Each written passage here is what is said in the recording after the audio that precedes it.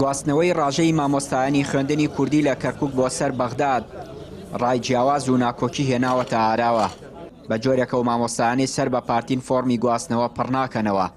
مامۆستایانی ناڕازیش لە دەرەوەی خوێندنی کوردی خەریکی پڕکردنەوەی فۆرم و هەوڵدانن بۆ گواستنەوەی ڕاژەکانیان.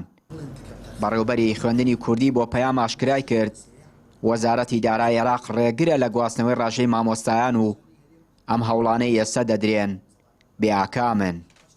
بەنسبەت ئەم فۆرمانەوەی کەتی مامۆستایان پێ ساوە سوپاسیانەکەین، ئێمە سوپاس بۆ هەڵوێستیانەکەین، بۆ خەمخۆریانەکەین، بەڵام لەوە ناچێت هیچ بنەمایەکیە بێت. هیچ وەزارەتی پەروەردەی خۆمان ئاگای لێ نییە، پەروەردەش ئێمە بێ ئاگاییمان بڵاو کردەوە کە ئێمە هیچ ئاگایەکمان لێ نییە.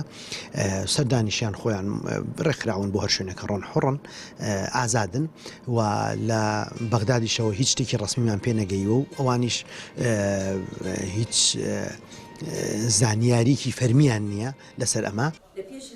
سەرۆکی لیژنەی پەروەردەی ئەنجومەنی پارێزگای کەرکووک پێچەوانەی وتەکانی بەڕێوەبەری خوێندنی کوردی پێی وایە وەزارەتی پەروەردەی هەرێمی کوردستان ڕێگری لە گواستنەوەی ڕاژەی مامۆستایانی خوێندنی کوردی دەکات بۆ سەر ناوەند.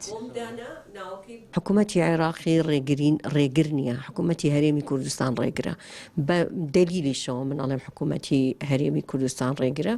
ئەگەر بێت و حکوومەتی هەرێمی کوردستان شایستە دارایەکانی خۆیان کە چەند ملیار دینارێکە بۆ سەرجەم ناوچەدا بڕاوەکان ڕەزامەندی بفەرمێ بە کتابێکی ڕسمی لە مەجلیسی وزەرای حکوومەتی هەرێمی کوردستان کتابێک بکایتی جاهی بۆ مەجلیسی وزەرای حکوومەتی بەغداد تیا بڵێ من لاریم نییە بە شایستە دارەکەیانەوە کە بڕەکەی ئەوەندە پارەیە لە بودجە و لە میزانیەی حکوومەتی هەرێمی کوردستان بیبڕن وە گواستنەوە بۆ مامۆستایانی خوێندنی کوردی بکەن.